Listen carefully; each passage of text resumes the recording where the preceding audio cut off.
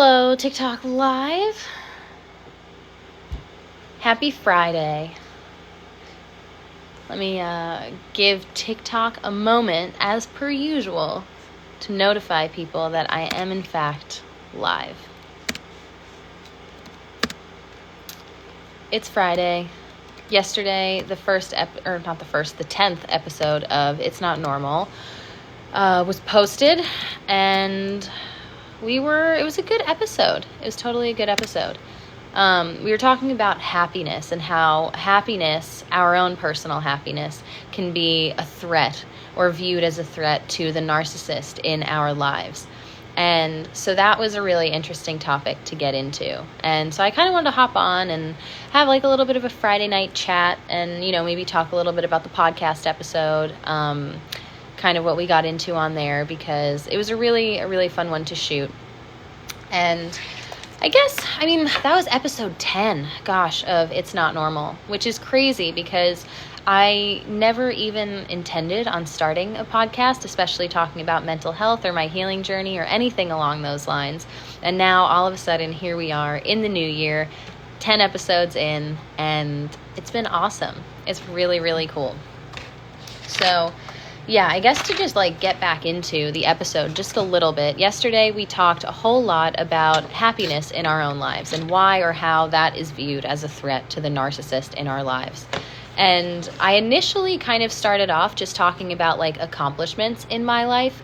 And the reason I did that is because there was a really big difference for me between accomplishments in my early life, I'm talking pre-K to 8th grade, to accomplishments in my young adult life, when I was in my early 20s after I had moved out of my family's house.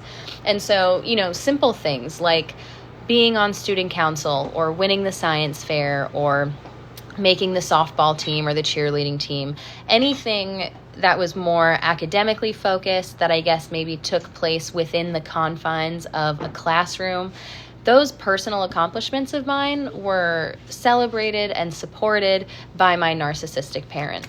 And that, I think, was really contrasted to some of my accomplishments in my early adult life. And, that's like taking a cross-country road trip with my husband, who was my boyfriend at the time, to, starting a business or getting married. These were all real big personal accomplishments in my life that weren't nearly as celebrated or supported by my narcissistic parent. And so I was trying to kind of figure out why that was. What's the difference between these two accomplishments or these two kinds of accomplishments? Because all of them felt good to me. They felt like I was doing something positive. And looking back, it made a lot of sense that my earlier accomplishments, in those accomplishments, I guess, my narcissistic parent felt needed, right? Because maybe I relied on them for help. I needed them to buy my board for the science fair, or I practiced foul shots with them before basketball tryouts.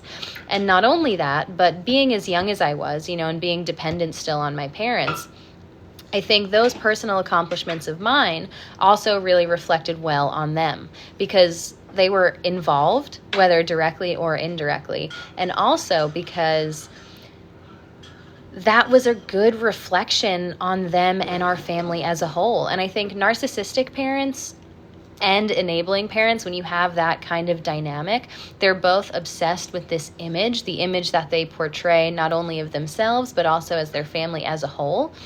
And so I think, doing things like that, academic accomplishments or athletic achievements, that reflected well on our family and it helped to kind of maintain that image.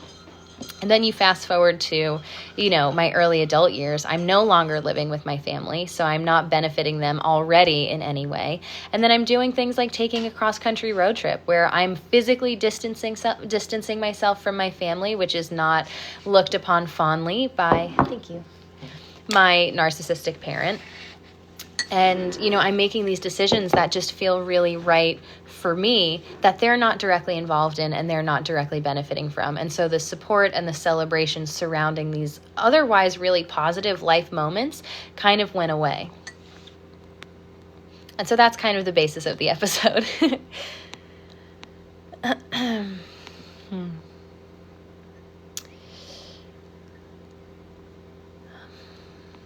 Hello to everybody who has joined so far. Hi, Rachel. Thank you, Ashley. I'm obsessed with this hat.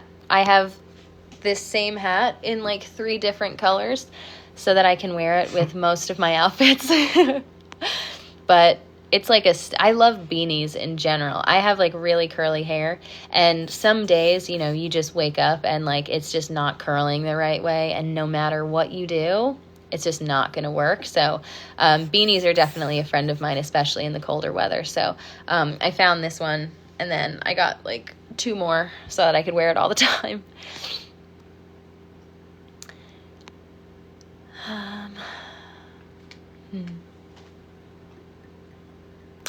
Curious Kitty, hello. I need help. I tried to cut off my narc family 2 years ago. They wouldn't let me, but I'm ready. I'm traveling next year for the holidays instead of spending it with them, and they are livid.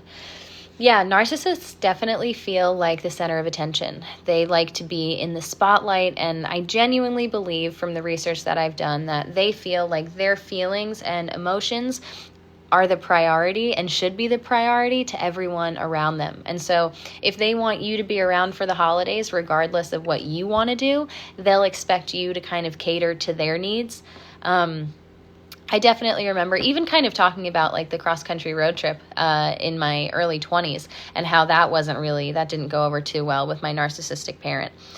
When I was younger, you know, when I was a kid, I remember thinking about taking a cross-country road trip, and my vision of it was a lot more along the lines of like what you see on TV shows and movies, where it's like the whole family and they get into this big RV and like, you know, they travel the country and a whole bunch of things go wrong, and it was kind of like this big once-in-a-lifetime kind of moment or experience. And as I got a little bit older, I started to realize that doing something like that is actually far more attainable than I once thought it was. It doesn't have to be this, you know, one time like massive thing. And so I remember talking about this with my family, with my narcissistic parent in particular, and thinking that like we were going to do this one day, you know, like this was going to be a big family vacation. And that was something that interested my narcissistic parent also, even though they never really took any steps to make this a reality. It always seemed like very far off in the future. And being raised with that kind of mentality where it's like, if I want to do something and I'm not able to, then like none of you should do it. You know, like if we're going to do it, we're all going to do it together. That was a really hard way of thinking to kind of let go and unlearn. But it was kind of like, you know, I was doing this really positive thing that I wanted to do, and they weren't supportive. They were so upset that I wasn't prioritizing their emotions anymore or their wants and needs above my own. I was making a decision for me. I guess just like prioritizing the things that I wanted to do. And yeah, that didn't go over too well. That didn't sit too well with them.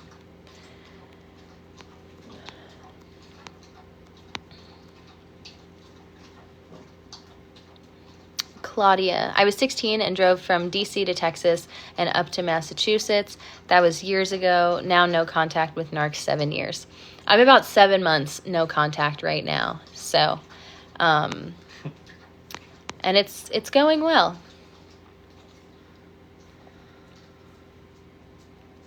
I don't know how to say your name. Jacelyn? Yeah, narcissism doesn't inherently make you a bad person. It's due to trauma and is overlooked. I'm still very sorry. Thank you. Yes. So this is something that I've talked about in a couple of my videos. Narcissists are not inherently bad people, and I think more often than not, their narcissistic or abusive behavior or tendencies is a result of their own unresolved trauma. And so I think a lot of the time, if you look at a narcissist and you kind of trace back a lot of their behavior, if you are informed about what their childhood was like, what kind of behavior were they exposed to, it might make a lot of sense as to why they act the way they do now in adulthood. And I think that's one of the reasons why it's hard to kind of hold a narcissist accountable, especially if it's a parent of yours, for their actions, because understanding maybe that they had a little bit more of a difficult upbringing, you can kind of mistake that for an excuse of abuse or behavior, where it's like, oh, they had a hard time, they don't know any better, and so that is justification as to why they're treating me the way that they are. And I feel like I kind of sat in that space for a really long time, and it took me a while to realize that it's a reason, but it's not an excuse, so it explains the behavior, but it doesn't excuse the behavior. And if they are not willing to, I guess, do a bit of self-reflection or develop a bit of self-awareness in terms of the way that they're acting towards the people that they're around or the way that they're conducting themselves, and trace those things back and to get better, it's not my responsibility to endure that toxic behavior anymore. And so that was kind of when things started to click for me. But it is upsetting. It is sad when you kind of think of the roots of a lot of narcissistic behavior.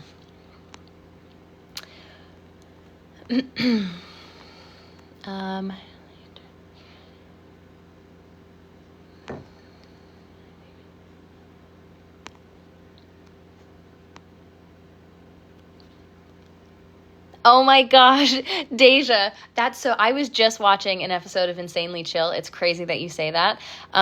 She said, you remind me of another version of Cody Ko's wife, Kelsey Kreppel, and they're both YouTubers. I love Cody Ko and Kelsey. We're literally just watching right now. We were just watching their most recent episode of Insanely Chill. I love Circle Time. And I actually met Cody Ko this past year. Yeah. We're still going out to eat like once or twice. He ran the New York City Marathon, and so we went to go and watch the marathon, and we saw him towards the end of the race. And yeah. I don't doubt tag them, let them know. Yeah, tag them and let them know that I remind you of Kelsey. I would love to be on the pod one day, I think. I mean, having started a podcast of my own not too long ago, I like to set lofty goals for myself, I guess, because I genuinely believe that anyone is capable of doing anything. And I don't know, I think it'd be really cool if I was actually on the pod one day. I'm huge fans of both of them. Mona. Now I potentially have unresolved trauma because of my mom's unresolved trauma. But if you're realizing it, if you're kind of recognizing that maybe you have some trauma as a result of some unhealthy behaviors that you've been exposed to, that is the first step of healing and actually resolving that trauma. So good on you. What about my enabling mother? She's so passive and guilt trippy. She defends my dad no matter what.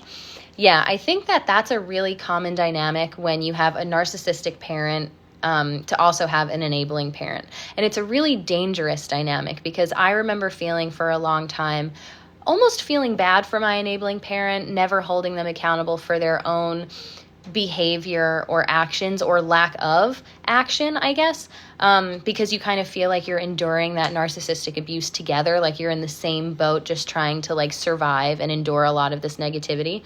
And when you're a kid, I know I didn't realize the decision-making power that the other adult in that relationship actually could have had if they were willing or if they were confident enough or if they felt, like they could stand up for themselves. And so it's hard because not only are you dealing with this really toxic behavior, but you also have someone going along with it, defending it, and kind of encouraging you to just keep the peace and to not really say anything, So I feel like that can kind of maximize the negativity or I guess the experience. I agree. There definitely need to be more resources for narcissistic personality disorder. And I think, the difficult part about that, when you look into narcissism and the way that they think and the things that they feel, it's really difficult, I think, for narcissists to even entertain the idea that they might be part of a problem, that, maybe they're the ones at fault or doing something wrong, like they need to work on something. And that's why I think they say that NPD is so rare, because it's not often diagnosed, because people with narcissistic tendencies, I don't think are the type to kind of go in and say, hey, like, I think I might have, like, this thing might be wrong with me. You know what I mean? Or like my behavior is negative and like I want to figure out what's going on. I think more often than not, they kind of feel justified in their actions, and there's no even belief that like, they could be part of the problem. Hello, Danny.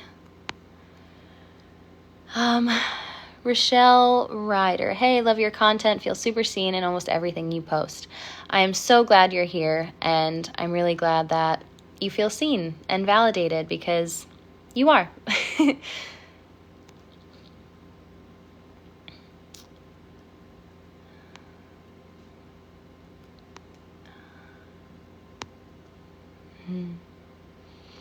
Yeah. I think narcissistic parents and enabling parents are such a common dynamic. I feel like it's in so many of the experiences that you guys have shared. I definitely see that dynamic a lot.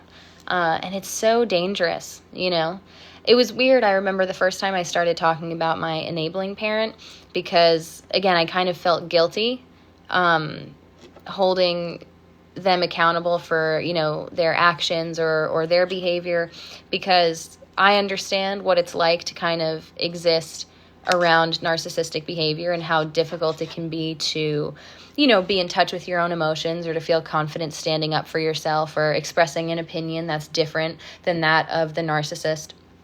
Because narcissists are so manipulative. They're so toxic. And when you endure that kind of abuse and behavior for such an extended period of time, you almost lose sight of what a normal, healthy relationship is. And, so it can be really difficult to kind of feel like they're at fault for also being in survival mode.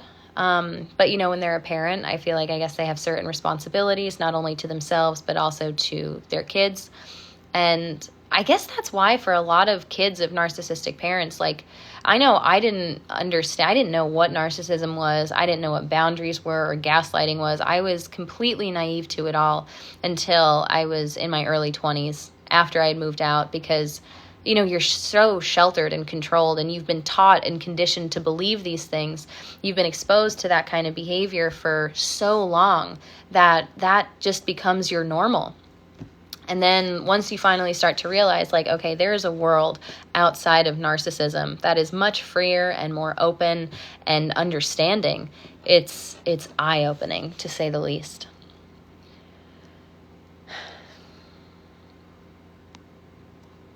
I think the enabling one is almost always a covert narcissist. That's actually really interesting. That's an interesting take, and I don't disagree.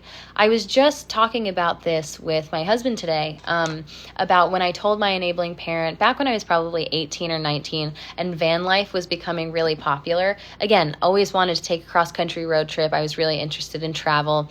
And, I loved like older cars and vans and things like that. And so once van life started to like show up all over my Instagram, I was like, wow, this is made for me. And I remember talking about that with my enabling parent, and it was met with such devastation and just kind of overwhelming emotions of just negativity. And it was because they didn't understand like the appeal of that. They were worried about it. They were scared for me that I wasn't just taking like a more traditional path, or that I didn't want to take a traditional path.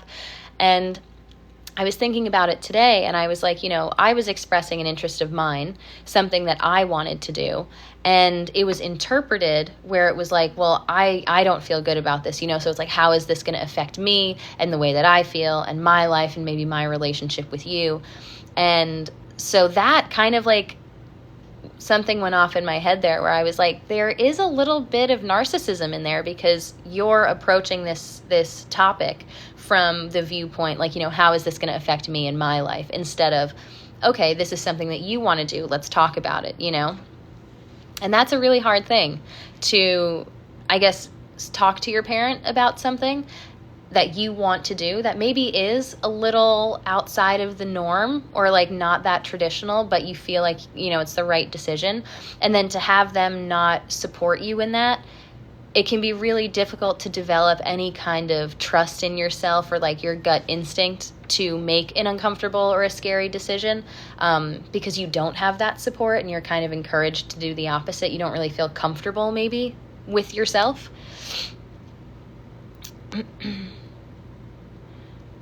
Oh, you're the only person who has captured what it feels like to grow up with a narcissistic parent.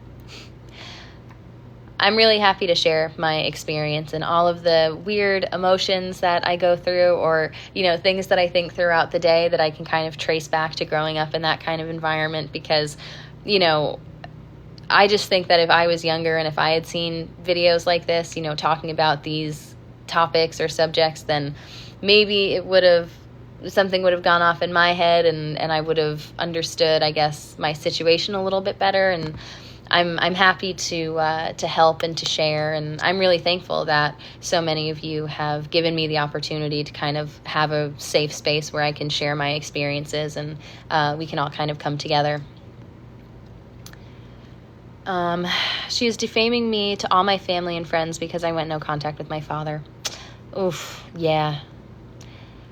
Oh, yeah. And it's okay, that's your enabling mom siding with your narcissistic dad. Yeah, I totally get that. After I moved out of my family's house, I was totally villainized, where, I say in some of my videos, that I think for the majority of my time living with my family, I fulfilled more the role of the golden child, but I think it was mainly used, I was mainly used to kind of manipulate relationships within my family. It wasn't necessarily like I could do no wrong. I could only do no wrong if I was in good standing with my narcissistic parent, meaning I was saying or doing whatever they wanted me to say or do. But as soon as I did something that I wanted to do that didn't align with what they wanted, then I became the scapegoat. And especially after moving out of that house, I was totally villainized, where, everything became my fault. And all of the decisions that I was making was wrong, and I was ruining the family. And I still, to this day, I have no idea what my extended family knows of what happened. I have no idea what they think of me. I guess, you can't really fret too much over the things that you can't control. But that's totally upsetting, and I'm really sorry. Hi, Tara. Thank you for being here, and thank you for tuning in to this live and to my videos. I'm happy that they validate your experience, because your experience is valid. Lay, sidebar, I love your freaking curls. Thank you. Thank you so much. My hair's probably so crazy right now. That's not too bad. I have just a little bit of hat hair. But a funny story about my hair. I'm going to put this back on, though, because my hat hair is real as fuck. When I had straight hair up until, the 6th grade. And it was fine. It was straight. I liked it. I always wore my hair in, a ponytail or a bun, because I was, a tomboy for a long time. And then once I got to 6th grade, it started to get a little wavy, and then it got progressively curlier and curlier every year until it looked like this. And I used to have really long hair, probably down to here when I was, maybe a little shorter, when I was in high school. And I would straighten it every single day. No one in high school knew that I had curly hair, because I wore it curly one day, and one of my friends thought that I curled my hair because I always had it straight. And it was because, one, I was a tomboy, and I had no idea how to style my hair or anything. I just wanted it in a ponytail, out of my face. And also because I had no idea what to do with it. It was so curly and big and frizzy, and I was I don't know how to style it. I don't know what to do with this. So to make it look good, I am not comfortable with this. And then I got to college, and I was you know what? This is the hair that I was born, well, not necessarily the hair I was born with, but it's the hair that I have. And so I'm going to have to learn to love it at some point. And since I was in a new environment with people who didn't know me, I was I'm just going to embrace it. And I did. And now I really love it. And it was really long at one point. And then during COVID, when everything was shut down, I really badly needed a haircut. And so my husband was I can cut it for you. And I was okay. And so I put it in a ponytail to show, because this is another little tangent, but I was low-key traumatized when I was younger. I went to the hairdresser with my grandma, and everyone it was a Hispanic hairdressing place, and so they didn't speak very good English, but they always knew how to do my grandma's hair. And so I'd go in, and she tells the woman that I just want a trim. Long story short, I come home with a pixie cut. My hair is at my cheeks. And I was probably 4 years old at this point, something like that. And for the longest time, I was petrified of getting my hair cut, because I thought they were just going to chop it all off, even if I said I just wanted a trim. So anyway, I put my hair in a ponytail, and I'm I just want this much off. You could cut right under the under the hair tie. And so he cuts above the hair tie. And my hair is not even touching my shoulders anymore. And that was the shortest that I had ever had my hair, probably since that time that I had my hair cut when I was 4 or 5. And I was a little I think you cried. I did not cry. No? I think I actually liked it right off the bat, because I was good. oh, this is kind of nice. Like, it looks good. And so I've had my hair short ever since, and I really like it. I really, really like it. Danny, survival mode is no joke. I never, ever feel safe, even though I am relatively safe. Yeah, existing, I think, what is it, like fight or flight? When you exist in like survival mode for so long, I want to do more research on the impact of, narcissistic abuse and emotional abuse, and I guess always existing in that survival mode, that fight or flight kind of state, and the impact that has on your nervous system, because I've read little bits about it here and there, but it's definitely a topic I want to dive further into, because I think it's interesting how, other people's behavior and being around that can have an actual physical effect on the levels of things in your body and, the way that you feel, both mentally and physically. Lay, can you explain the topic? It sounds interesting and relatable. Which topic? Oh, thanks for the rose. I think that's my first rose that I've ever gotten on a TikTok live.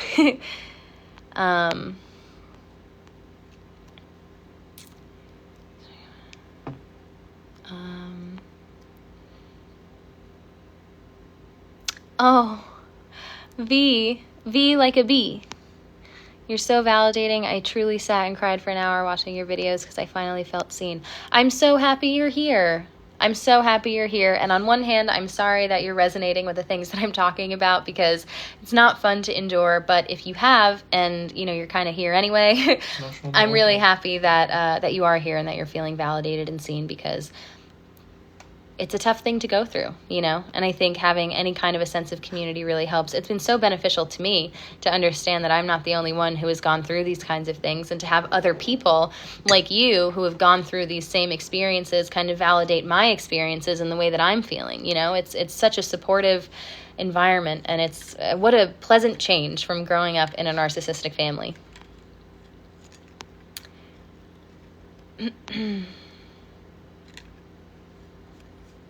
Your husband cut your hair the other day.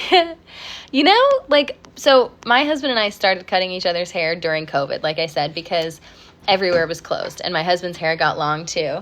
There he is. Doesn't it look good? I've learned. There are some photos of you, like when I've cut your hair earlier on, and they don't look not as good. But I feel like I know how to cut your hair now, and I feel like you've gotten better with my hair too. I like it a lot. Yeah. And now we just cut each other's hair all the time, especially because we both like the length that we're at, and so we just need to get it trimmed every now and then, and we don't have to make an appointment to go and do that. We can just kind of be like, hey, can you trim the back a little bit?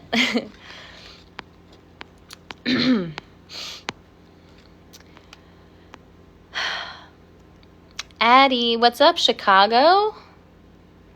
Thanks for tuning in.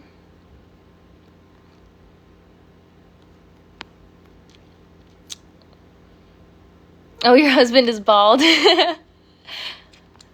Yeah, not much in terms of styling there, I would imagine.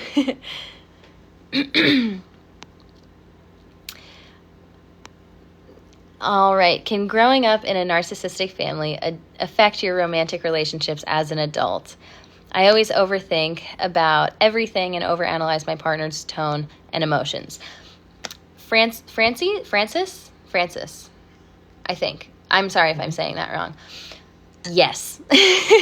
To put it short and sweet, yes. I moved out of my family's house, my narcissistic parents' house, because I guess kind of indirectly as a result of being in my first ever serious romantic relationship. That intensified their toxic behavior to the point where I felt like I was doing a disservice to myself if I stayed in that environment. And again, this is all without knowing what narcissism even is. But I just knew that what was going on was not okay, and that I had to remove myself from that environment for a day or 2 days, whatever it might be. I ended up moving out and never going back. But coming into this relationship, my relationship with my husband,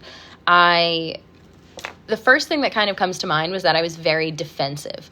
Anytime, we disagreed, you're bound to disagree with a partner, have your little tiffs here and there. I, don't like controversy. I still don't. I think that just comes from growing up in a house where arguments were so prevalent and you're just like forced in the middle of them and it's really uncomfortable and stressful. But whenever we would disagree, I would immediately get very defensive. And I think that was because I was forced to defend myself a lot when I was growing up. And, if I was talking and I misspoke or I said something and then I said, oh, no, I actually meant this. It was like everything that I said throughout that conversation was just no longer valid because I messed up once. And so like I'm probably not telling the truth about anything else either. And so I kind of always felt like I had to pick my point and really stick to it. Like I had to have this like just, I don't even know the word. It's like an argument that had like no flaws in it. So I remember feeling really defensive, and I also had a really hard time apologizing and admitting when I was at fault. And I talked about this in a podcast episode a couple of weeks ago, but I remember the first time that I ever apologized to my husband early in our relationship after having a disagreement where, I recognized that I was in the wrong. You know what I mean? I wasn't behaving the right way. And I don't even remember what the argument itself was about, but I remember the reaction to my apology, and that's what really sticks with me. And, there was no denying it. And growing up, you weren't rewarded for apologizing or admitting your mistakes. Taking accountability was like you admitting fault. And then that was something that everyone else could kind of like latch onto you for and like use against you. And so I just remember feeling like, this is my fault. And so I went up to him and I was like, I'm sorry. Like, I shouldn't have done that. And I'm sorry. And it was so uncomfortable and like, I didn't feel good, but I couldn't say anything else in the moment because I was the one at fault. And he was like, it's okay. Thank you. Blew my mind. You know what I mean? Because I was like, you're not going to be like, yeah, see, I told you you did it and you were in the wrong. And like, I'm going to hold this against you for like the next week or 2 weeks and bring it up so you never forget it. And nope, none of that. It was like, yes, thank you, okay, and then we moved on. So I was defensive. I had a hard time admitting when I was wrong or taking accountability for my more negative actions or emotions. I had a lot of insecurities and I was very jealous coming into our relationship. And I think that kind of, I equated love with control also because, growing up with such controlling, emotionally unskilled parents, I was rarely encouraged to do things on my own. I grew up with the mentality, if we're going to do something, like we're all going to do it together. And if we can't do it all together, then it's better to not do it at all. And so, I used to think that if I said to my husband, oh, I'm going out with a friend of mine, and he was like, okay, cool, have a fun time, like have a good time. I was like, you don't love me. Like, why don't you care about me? Why don't you want to come along with me or at least express to me that you don't want me to go, that you'd rather me stay home with you than go out because you're going to miss me so much. And it's like, I experienced that from my parents for so long where it was like, you're not encouraged to go out and do things on your own. If you're ever doing it, it's like, where are you going? Who are you with? When are you going to be back? Like, I want to come. Like, I'd rather you be home. And so I didn't understand for a long time that I was like equating those two things with one another. So yeah, it can definitely affect romantic relationships. You can carry a lot of those same behaviors or the same mentality into a new relationship. And, it's important to just do some self-reflection and to develop a certain level of self-awareness where you can reflect on your actions and your reactions a little bit more objectively, and understand them yourself, communicate them directly to your partner, and yeah, be patient with yourself moving forward. Like, give yourself time to heal.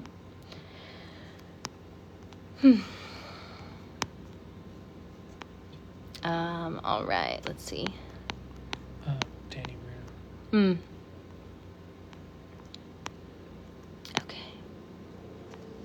The comments update's so weird sometimes. Hi, Danny.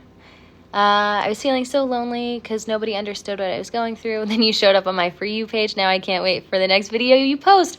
Thank you so much. That's so awesome. I really appreciate that. I have a lot of fun making these videos. I feel like it's been healing for me to reflect on my behavior as much as I have been and to kind of try to understand the emotions and the feelings and trace back where they're coming from, all the while doing research on narcissism and narcissistic families and emotional abuse, and then kind of connecting those dots in my own life. And I'm so happy to share that, with you and all of the things that I've learned and I've experienced. So yeah, thank you so much for being here. That was really sweet of you to say.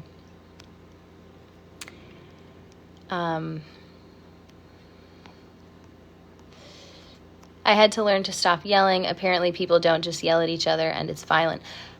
I didn't realize that people had uncomfortable conversations or, talked about a more stressful topic without yelling until I was 21. And again, this is something I talked about in a podcast episode also. I had a chunk of time right around the beginning of mine and Brandon's relationship where I was working a job where I was the youngest one there by probably like 20 years. Everyone else was a mom. And it's so weird when these things happen in your life and then you look back on them and you're like, wow, I had to be in this place at that time for this reason. And you don't know it in the moment, but I remember talking about when Brandon and I met, he was entertaining the idea of moving to the West Coast. And, I was 21, almost 22. I had never gone away to school. I never really traveled too far. And I was kind of like itching to get out and to do something different. Not to mention I was completely head over heels in love. And so I was like, I'm entertaining the thought of also maybe moving with him. And I remember bringing this up to the moms at work. And I hadn't mentioned it to my parents. I was petrified at the idea of even like bringing this up to them as something that I was considering doing. And the moms at work were so encouraging. They were like, oh my God, like you should do it. Like that would be so much fun. Like you have to do it. Even if you don't go and move out there, like at least take the trip out there. And if you do go and move, like what's the worst that can happen? You don't like it and you come back. And I was like, okay. So I brought it up to my parents eventually. And when I came back into work the day after, because they knew I was going to talk to my parents about it, they were like, how'd it go? And I was like, not good. And they were like, was there yelling? And I was like, was there yelling? And then it started to click for me. And I was like, your moms who are responsible, have a job, and also have kids. Do you guys not yell at each other when you have more stressful conversations or like talk about things that you don't want your kids to, like, do you just talk to each other at a normal volume? And that was like the first time where it started to click for me, where I was like, okay, arguments don't always necessarily mean screaming and yelling and stomping and covering your ears and interrupting you and like stomping up the stairs, screaming so loud that the neighbors can hear. Yeah, it's been really nice to not yell anymore. Yeah.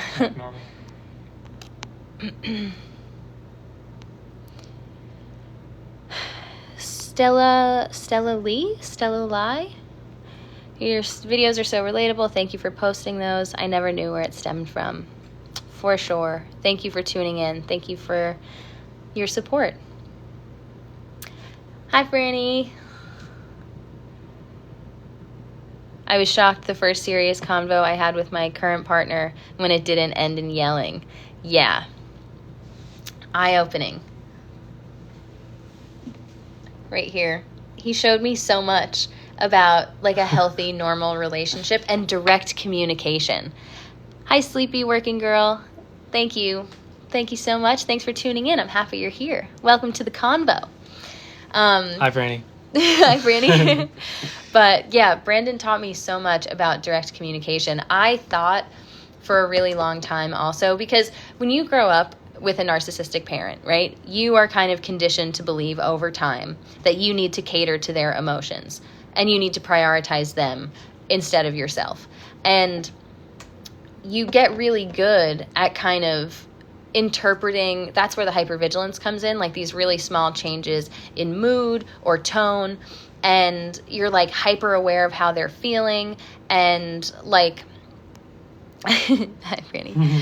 I guess, wow, hold on, I totally lost my train of thought. I'm so sorry. A direct communication.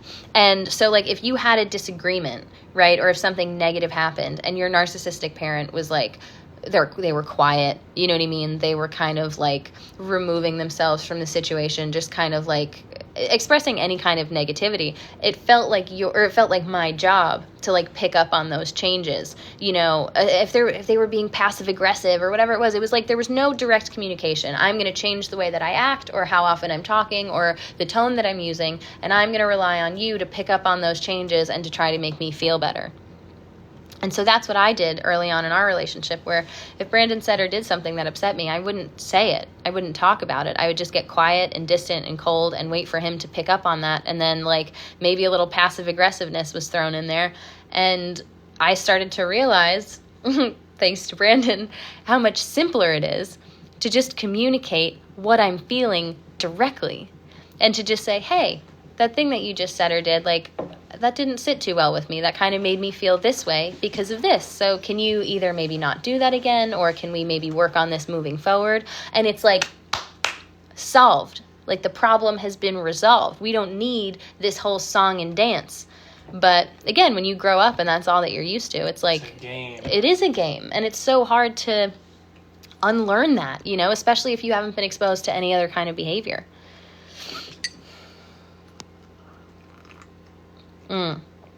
You'd ask your friends about their relationships with their parents. That was when you realized that what I had was not normal at all. Outside perspective, man. Outside perspective is so incredibly valuable, especially when you were raised with a narcissistic parent or an emotionally unskilled parent in general. I think, you know, I speak mainly about my narcissistic parent and narcissism because a lot of the characteristics and the behaviors that I've researched tied to narcissism are things that I experienced firsthand in my own life. But I think a lot of those same, you know, emotions or manipulation tools or tactics are applicable to controlling parents, to emotionally unskilled parents. There are a lot of factors that, you know, go into it, I guess. But it's all kind of in the same vein of, you know, lacking empathy, lacking emotional intelligence, lacking direct communication, and approaching things from, you know, a very self-focused viewpoint, I guess. You know, viewing everything from your own lens and not really being able to put yourself in someone else's shoes or to entertain a different perspective. So I feel like it's all very similar in those respects.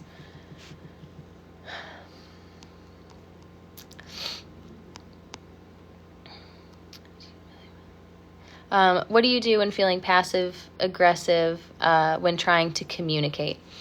I think since I have quite a bit of distance from that time in my life now, luckily, so I feel like I've let a lot of that passive aggressiveness go. But if I ever do, there are times sometimes where I still feel overwhelmed in the moment and I'm not ready to directly communicate. And so I'll just communicate to my partner, like, I'm just not ready to talk about this right now. Like, I want to work through it and I want to apologize, but I want to actually mean it. I don't want to just say it for the sake of saying it. And like, I'm not there yet. And so sometimes I'll say that and then I'll just kind of be quiet for a little while, you know, so that I can let that emotion that was building up inside go, and then, you know, look at the situation a little bit more objectively. If I was feeling defensive at all, you know, I can kind of let that wall start to come down, and then I can look at the situation differently and maybe admit my fault in it, and look at it in more of a, like, how are we, as a productive thing, like, how are we going to move forward? How are we going to do this so that this doesn't happen again? So yeah, I feel like I've been able to let a lot of that passive aggression go, especially because, you know, I want a healthy relationship. That's my goal now, you know, and I understand more what that looks like now than I ever did. And passive aggressive comments or behavior does not help. So if I'm ever not feeling the direct communication, I'll just kind of pump the brakes and take a minute to myself until I'm ready to kind of pick the conversation back up.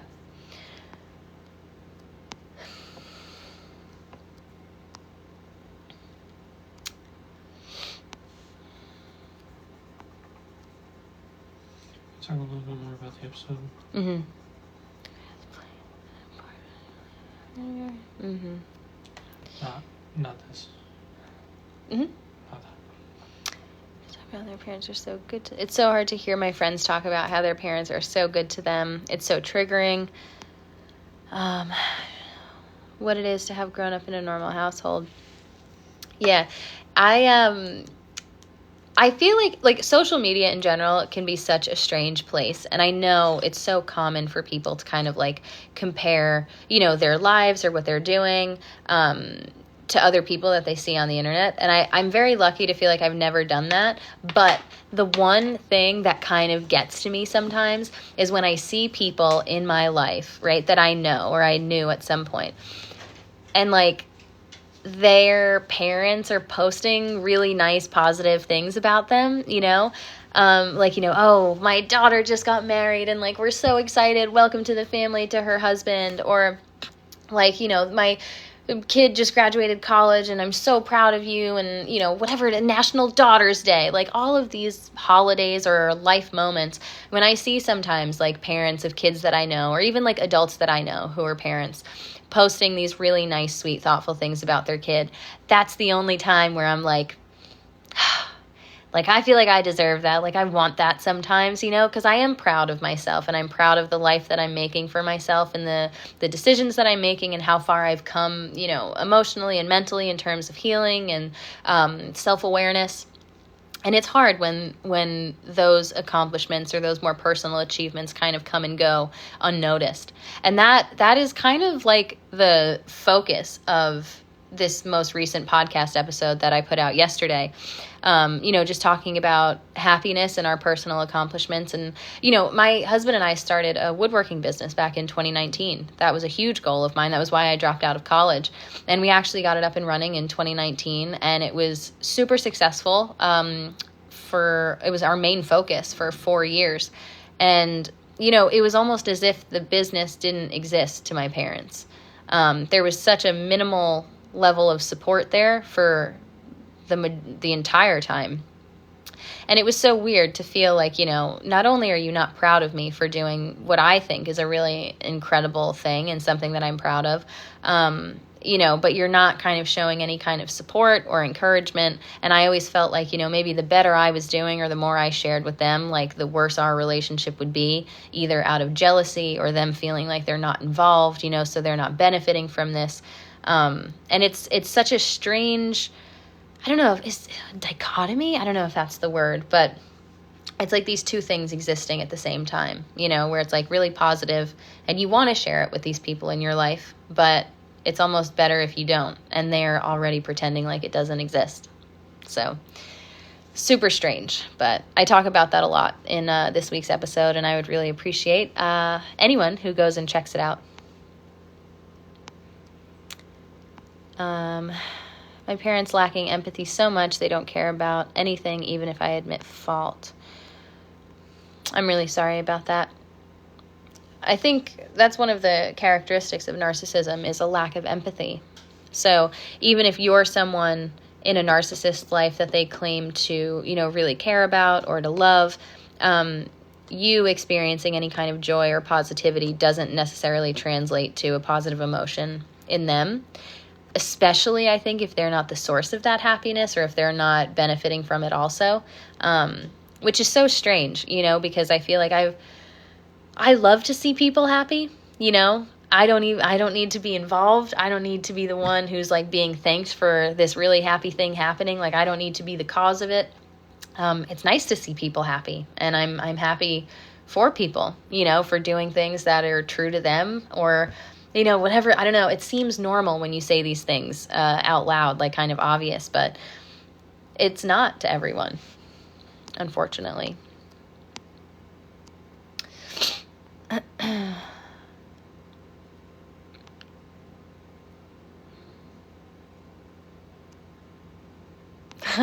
Thank you so much, Danny. That's so awesome.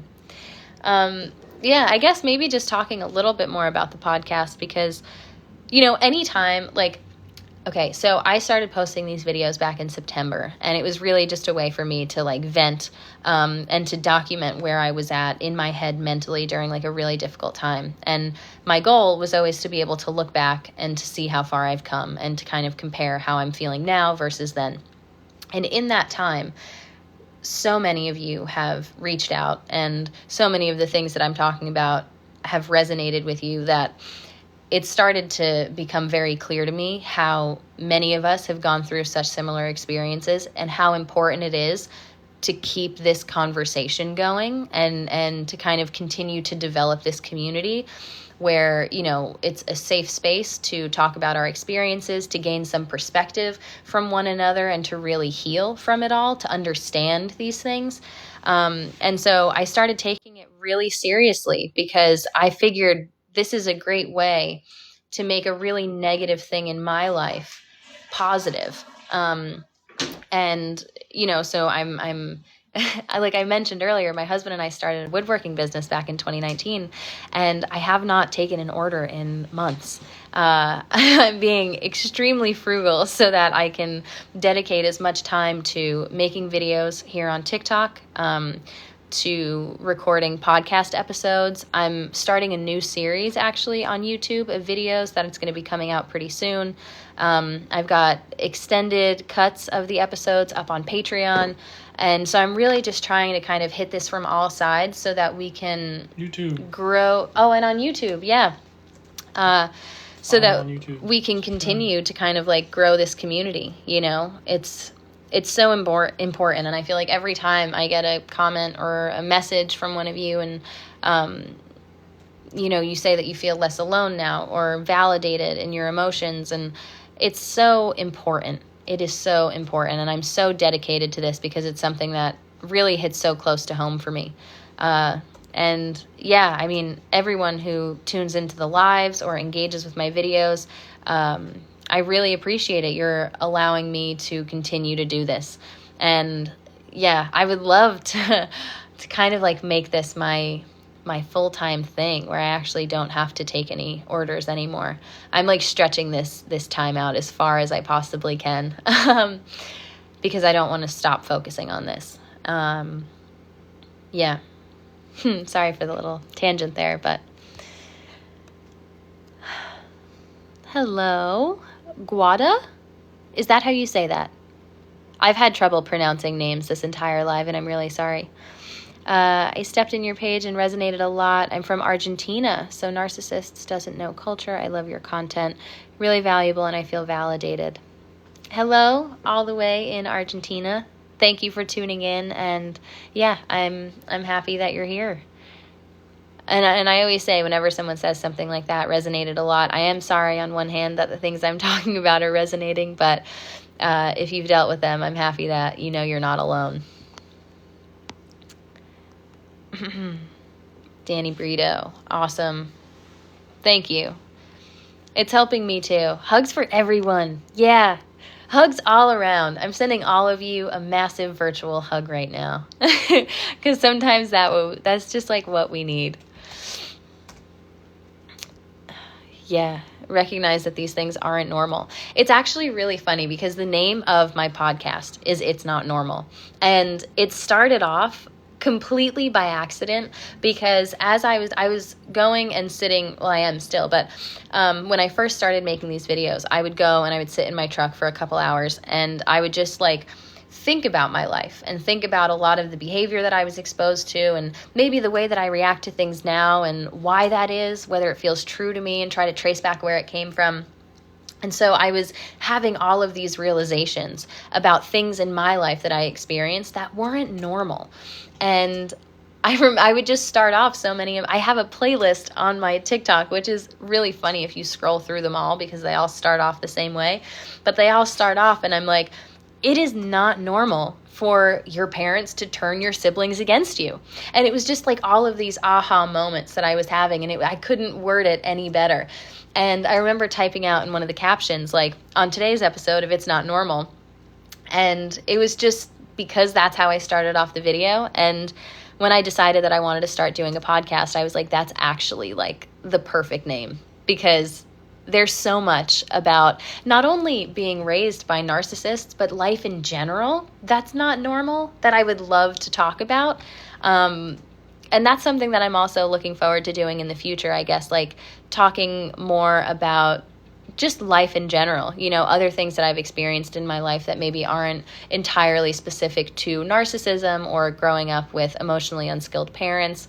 I've got a lot to say about, like college, the college process, and what that has become, all the way to, your people's approach to life and work, 8-hour work days. And gosh, there's so much that I would really love to get into. Thank you, Skelly. I really appreciate it.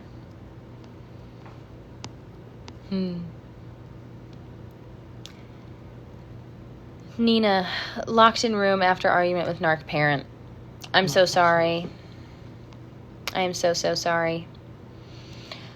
Arguments were totally prevalent in my house growing up, and I still really shy away from controversy. I don't like to upset anyone, or it makes me so uncomfortable. I start to sweat a little bit.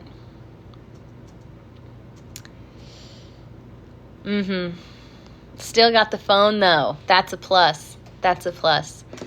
I remember once having all modes of communication stripped from me following an argument. Phone, iPad, computer, all gone. Just completely helpless, just waiting for the sun to rise the next morning, Really sorry that you're enduring that. The world is not like this. There is a world outside of narcissism, and that it shouldn't be. It is like that. Well, the world is, but not as a whole. There is a world outside of narcissism, and for me, that was my world. I didn't know that a world existed outside of that. And so while there are people in the world who are like this and display these really toxic behaviors, not everyone does. And getting out of that environment and starting to kind of define your life for you and what you want it to look like, gaining that freedom and that independence and that autonomy that I think so often kids of narcissistic parents lack, is when you're able to start defining a life for yourself, outside of narcissism. And it's a confusing time because I know I've had times where, I've had to unlearn so much. And I was prompted to question so much about the way that I was raised and the things that I was taught to believe from such a young age that it didn't even feel like these were things that I was taught. They felt like they were just intrinsically a part of me, this is just the way that I am. That, unlearning all of that, letting all of that go and questioning everything. There was definitely a time there, and still even, where I was like, who am I? Who the fuck am I? What do I like? What do I don't? How do I feel about anything? Because I was basically starting from square one. And so it's very freeing, at times overwhelming, but nonetheless, completely worth it.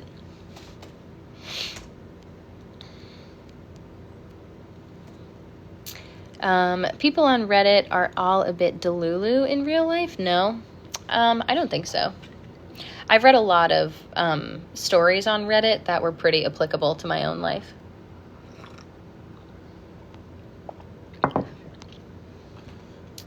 I think people on Reddit are a little more crass. They think they're anonymous so that they say crazy shit. Right, that's true.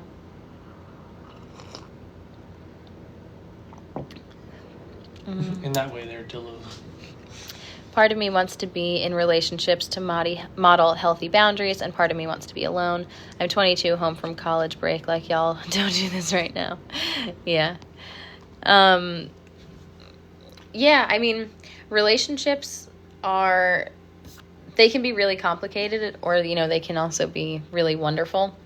And I think I was very lucky in the sense that my partner was the antithesis of narcissism. I see it a lot in stories where people who grow up with narcissistic parents or a narcissistic parent then enter into a relationship with a narcissist because that's the only behavior that they are used to, and they kind of gravitate towards that treatment or that behavior.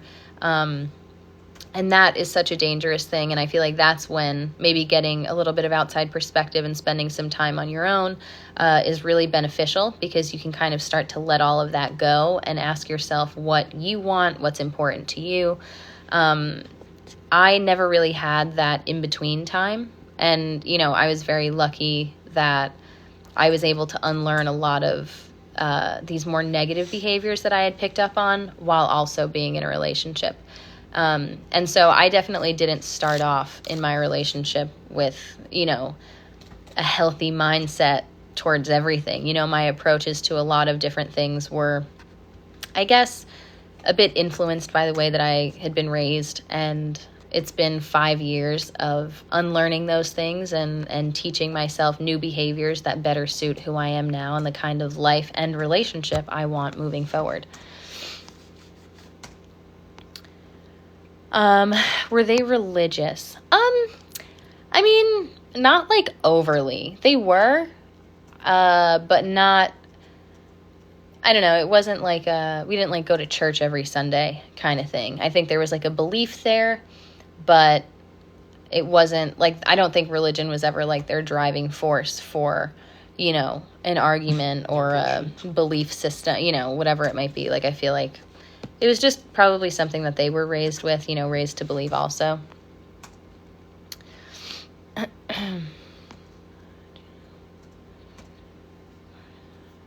Mm-hmm.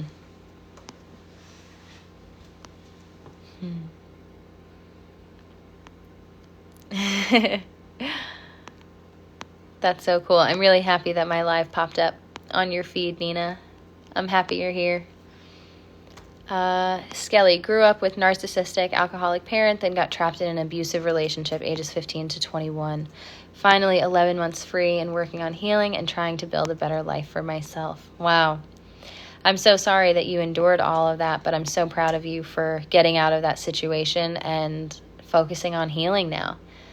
It's so cool to think that despite whatever negative experiences we have endured throughout our life, we can kind of let all of that go and we can recreate whatever kind of life we want for ourselves.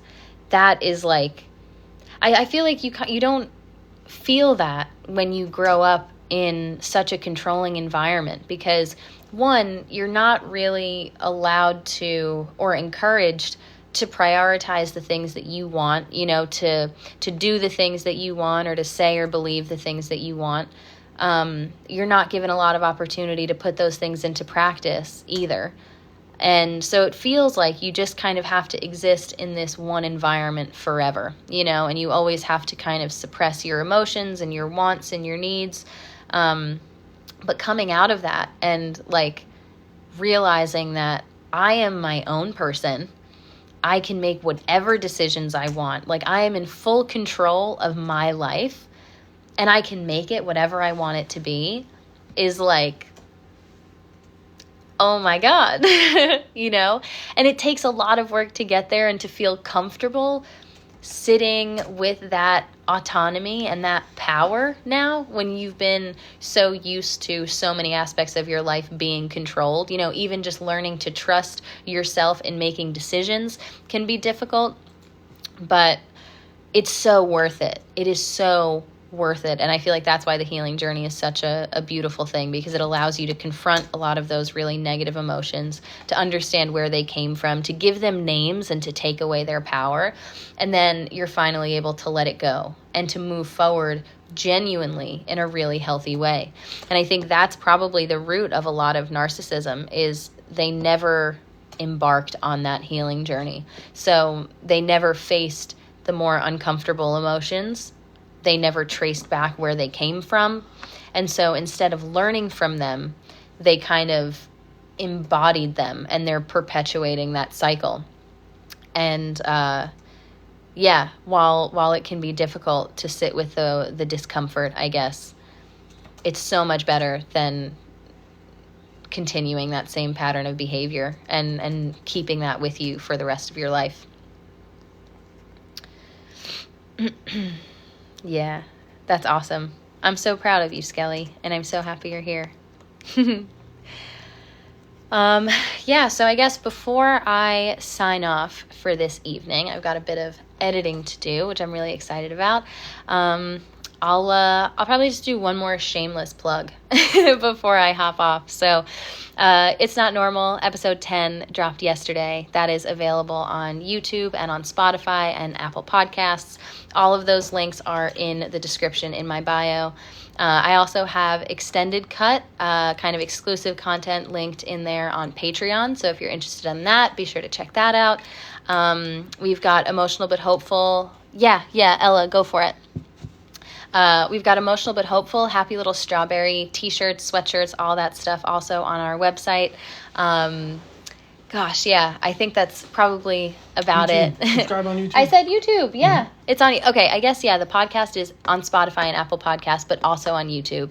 And so be sure if you have a YouTube to head over there and subscribe, like the videos, leave a comment, all those things you're supposed to do. Thank you so much for your videos. Here's a low point. Your work helped me. Greetings from Germany. I'm so happy that my videos have helped you, and hello all the way in Germany. Thank you so much, Skelly. You too. I hope you have a great rest of your day, and best of luck on your healing journey. I'm sure we'll be seeing more of each other on this wonderful app, TikTok. All right. Thank you guys to everybody. I'll be back very soon with another live.